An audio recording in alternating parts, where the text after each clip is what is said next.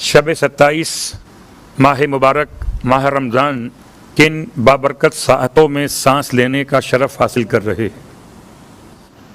تو شب 27 کے اعتبار سے دو باتیں اور سن لیجیے. پہلی بات، چونکہ ہمیں نہیں معلوم کہ کون سی رات شب قدر، تلاش کرتے ہیں اور تلاش کرنے میں خاص ماہ مبارک ماہ رمضان، اور ماہ مبارک رمضان میں خاص طور سے 19، 21، 23 اور اس کے ساتھ ساتھ آخری عشرہ، سورہ والفجر والفجر ولیال عشر، قسم ہے وقت فجر کی اور قسم ہے 10 راتوں کی. یہ 10 راتیں کون سی ہیں جس کی خدا نے قسم کھائی ہے؟ یہ 10 راتیں، اس میں 3 قول ہیں شیعہ سنی تمام مفسرین کے نزدیک. 3 قول. پہلا قول کہ اس سے مراد ذی الحجۃ الحرام کی ابتدائی 10 راتیں، پہلا عشرہ یکم ذی الحج سے 10 ذی الحج تک. دوسرا قول ہے محرم الحرام کا پہلا عشرہ، یکم محرم الحرام سے 10 محرم الحرام تک. تیسرا قول ہے ماہ رمضان کا آخری عشرہ، 21 سے 30 ماہ مبارک تک. 3 قول ہے. تو خدا نے 10 راتوں کی قسم کھائی، اور سرکار ختمی کی مرتبہ صلی اللہ علیہ وآلہ وسلم ان 10 راتوں میں اعتکاف فرماتے تھے. آپ کے بستر کو لپیٹ دیا جاتا تھا. 10 راتیں ماہ رمضان کی آخری عشرے کی آپ کا بستر لپیٹ دیا گیا. اور اسی انداز سے امام سجاد علیہ الصلوۃ والسلام بھی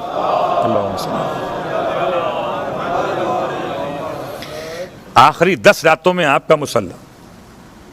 ویسے تو آپ سوتے کہاں تھے وہ الگ موضوع، خاص اہتمام 10 راتیں. اور عجیب بات ہے، یہی 10 راتیں بہت امتحان ہے ہمارے لیے. ان 10 راتوں میں دنیا عید کے نام سے ہمیں اٹریکٹ کر رہی ہے، بلا رہی ہے. ابھی ہمارے لیے امتحان ہے کہ عید کے تیاریوں میں عبادت کو کتنا چھوڑ سکتے ہیں. اس کا مطلب ہرگز یہ نہیں ہے کہ آپ صاحبان حقوق کا خیال چھوڑ دیں. جائیے، اس نے منع کیا، لیکن ان 10 راتوں میں کچھ نہ کچھ دیر تو عبادت کا انتظام کیجیے، تاکہ ہو سکتا ہے کوئی رات ایسی مل جائے جو واقعاً شب قدر ہو. پھر روایت شیعہ سنی علماء کے نزدیک آخری عشرے کی طاق راتوں میں تلاش کرو. تو ایک رات آج ہے طاق راتوں کے اعتبار سے، اور ایک رات اور ملنے والی شب 27 کے بعد شب 29، جس میں تلاش کرنے کا روایت نے اشارہ دیا.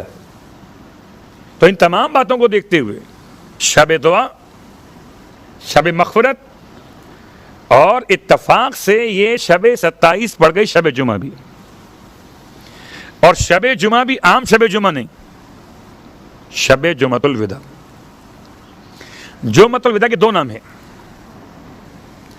سال کے 12 مہینوں میں ہر مہینے میں آخری جمعہ چاند کے لحاظ سے ہوتا ہے جمعۃ الوداع، لیکن لوگ جانتے نہیں ہیں اس بات.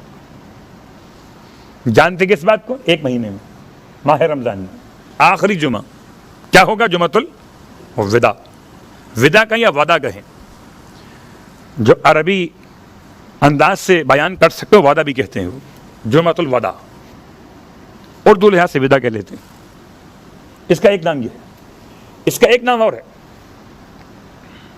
وہ نام کیا ہے؟ جمعۃ الیتیمیہ. یہ واحد جمعہ ہے جو یتیم کر کے جائے گا. یہ واحد جمعہ ہے، اس کے بعد اب کوئی جمعہ نہیں آنے والا ماہ مبارک کا. تو باقی سارے جمعے اپنے مقام پر آئیں گے، لیکن یہ نہیں آئے گا. اب اس میں بہت ساری باتیں ہو گئیں، جن میں سے ایک بات، بعض منابع ایک روایت کو نقل کرتے ہیں. میں روایت اس لیے پڑھ رہا ہوں کہ تاکہ آپ کے پاس کوئی خبر پہنچے تو آپ پریشان نہ ہوں. روایت کہ آخری جمعہ ماہ رمضان کا 4 رکعت نماز قضاء عمری کے نام سے پڑھو. اس کا طریقہ بیان کیا گیا کہ 4 رکعت نماز کا مطلب 2 2 رکعت کر کے پڑھو گے اور ہر رکعت میں الحمد کے بعد 1 مرتبہ آیت الکرسی اور 15 مرتبہ سورہ کوثر اور 4 رکعت نماز پڑھنے کے بعد مخصوص خدا کے نام ہیں جو لیے جاتے ہیں، کچھ مخصوص نام اللہ کے، اس پر روایت ملی کہ اس کے پڑھنے کا ثواب یہ کہ جیسے 200 سال کی قضاء عمری، 400 سال کی قضاء عمری، تیسرا قول 600 سال کی قضاء عمری۔ کسی نے پوچھا مولا سے کہ آخر زمانہ میں تو 100 سال کی عمر ہوگی، فرمایا یہ پھر ان کے والدین کے نام اعمال میں جائیں گے۔ خوش ہو گئے۔ اولا بات یاد رکھیں کہ قضاء عمری کا مطلب ہے جیسی قضا ہوئی ہو، جتنی قضا ہوئی ہو اتنی بڑھی جاتی ہے، جتنی قضا ہوئی ہو اور جیسی قضا ہوئی ہو۔ کیا مطلب؟ اگر سفر میں قضا ہوئی اور آپ مسافر شرعی تھے تو قصر پڑھی جائے گی، اور اگر وطن میں قضا ہوئی اور آپ مقیم تھے تو کامل پڑھی جائے گی۔ جیسی قضا ہوئی اور جتنی قضا ہوئی ایسی پڑھی جائے گی، سے نہ کم نہ اس سے زیادہ۔ یہ بات فارمولہ شریعت کا واجبات کے اعتبار سے کہ کوئی بھی نماز یا کوئی بھی عمل XYZ کوئی عمل کسی واجب کے قضا کو نامہ اعمال سے نکالنے کا باعث نہیں بنتا، کرنا ہی کرنا ہے۔ مثال دیتا ہوں، سنیں گے مثال؟ چھوڑ دوں؟ آپ کی خاموشی بتا رہی ہے کہ نہ پڑھوں؟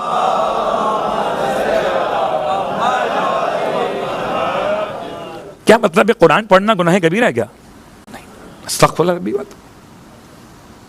تو 3 مرتبہ سورہ اخلاص پڑھ لو، قرآن پڑھنے کیا ضرورت ہے پھر؟ یہ قاری صاحب کیا کر رہے ہیں آپ لوگ؟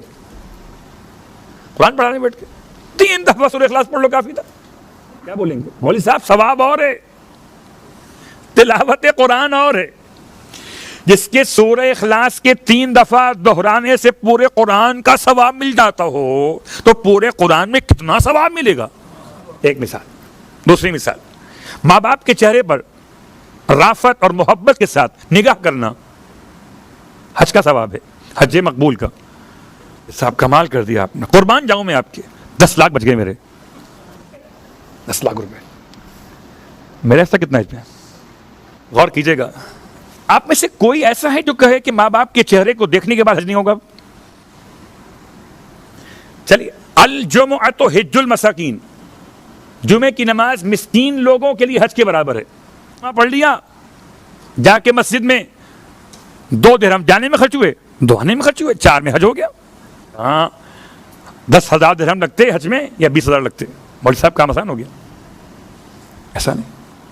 کوئی بھی صاحب عقل اور فہم و شعور یہ نہیں کہے گا کہ جمعے کی نماز پڑھنے سے واجب حج ختم ہو گیا۔ کوئی نہیں کہے گا کہ والدین کے چہرے کو دیکھ کر حج واجب کا واجب ادا ہو گیا، نہیں ہوگا۔ کوئی نہیں کہے گا کہ 3 مرتبہ سورہ اخلاص پڑھنے سے پورے قرآن کے پڑھنے کا حکم ختم ہو گیا، نہیں ہوگا۔ پھر کیسے ہو سکتا ہے کہ 4 رکعت نماز پڑھ کے ساری زندگی بھر کی قضا نمازوں کا کفارہ ادا ہو جائے؟ بات یاد رکھیں، یہ نماز ان منابع سے نہیں ملی جن منابع پر شیعہ علماء نے اعتماد کیا ہے۔ اگر کوئی اس نماز کو پڑھنا بھی چاہے تو خیال کرے کہ نماز کا ثواب اپنے مقام پر ہو سکتا ہے، خدا امید ثواب پہ ثواب تو دے دے، لیکن جو قضا واجب ہے وہ تو ادا کرنا ہی پڑے گا، اس سے بچنے کا کوئی راستہ موجود نہیں ہے۔ جیسے اس سے پہلے میں اشارہ کیا تھا کہ ہم شب قدر میں نماز پڑھ لیں قضاء عمری تو یہ سب نمازیں ادا ہو جائیں گی؟ نہیں، ادا نہیں ہوتی۔ اور صاحب آپ تو کہہ رہے تھے بھی کہ لیلۃ القدر خیر من 1000 شہر، تو ایک نماز پڑھو واجب قضاء عمری کی، خیر من 1000 شہر، ثواب کے لحاظ سے، لیکن جو واجبات ادا کرنے وہ تو رہیں گے۔ تو کل دن کے اعتبار سے اگر آپ تک کوئی ایسی نماز پہنچی ہو تو اس نماز کا پورا عنوان مکمل میں نے کر دیا آپ کی خدمت میں کہ پڑھنے میں کوئی حرج نہیں ہے، لیکن اس 4 رکعت کے پڑھنے سے قسم بخدا 4 رکعت ظہر کی نماز کی قضا بھی ادا نہیں ہوگی۔ ساری زندگی بھر کی نمازیں تو بہت دور ہیں، اس 4 رکعت نماز پڑھنے سے، نماز مستحب پڑھنے سے 4 رکعت نماز ظہر کی قضا ادا نہیں ہوگی۔ پھر کیا کریں؟ قضا پڑھیے، کیسے پڑھیں مولوی صاحب؟ جیسے ادا پڑھتے ہیں۔ کیسے پڑھیں؟ نہ اذان کا ہے نہ اقامت، ڈسکاؤنٹ مل گیا، اور چاہیے کچھ؟ اور چاہیے؟ کیسے واجبات پہ اکتفا کر لیں؟ کیا مطلب؟ کہ الحمد سورہ پڑھیں، رکوع میں ذکر مختصر پڑھیں، ایک مرتبہ سبحان ربی العظیم و بحمدہ، سجدے میں ایک مرتبہ سبحان ربی الاعلی و بحمدہ، بیچ میں استغفر اللہ ربی واتوب الیہ مستحب ہے، چھوڑ دیجئے، بحول اللہ مستحب چھوڑ دیجئے، سمع اللہ لمن حمدہ چھوڑ مستحب ہے، تیسری چوتھی رکعت میں ایک مرتبہ تسبیحات اربعہ پڑھ لیجئے، تاکہ کم وقت میں زیادہ واجبات کو آپ ادا کر سکیں۔ اور پھر جب یہ ادا کرتے ہوئے آپ کو زحمت ہو تو پھر یاد کیجیے گا نہ قضا کی ہوتی نہ آج زحمت ہوئی ہوتی۔ تو یہ پچھلی کو ادا کیجئے اور آئندہ کا سبق لیجئے، تب تو فائدہ ہے، ورنہ تو کمر بولتی جائے گی اور آپ جھکتے جائیں گے۔ صلوات پڑھیں محمد و آل محمد۔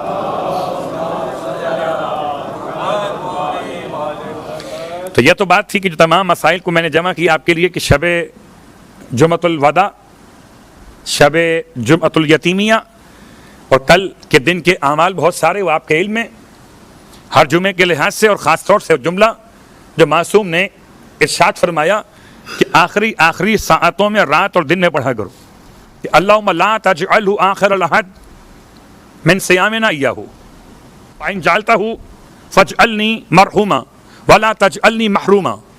اس کو یاد کر لیجئے۔ اور دعائے وداع صحیفہ کاملہ میں چوتھے امام کی بارگاہ مقدس سے پڑھ لیجئے۔ کب؟ جب وعدہ کر رہا ہوں ماہ رمضان کو آخری ساعت میں، جبکہ 29 یا 30 کے حوالے دو شامیں ہوں گی، 2 شام سورج ڈوبتے وقت دعائے وداع ماہ رمضان، الوداع۔ یہ تو بات تھی آج رات اور کل دن کے حوالے سے اور آخری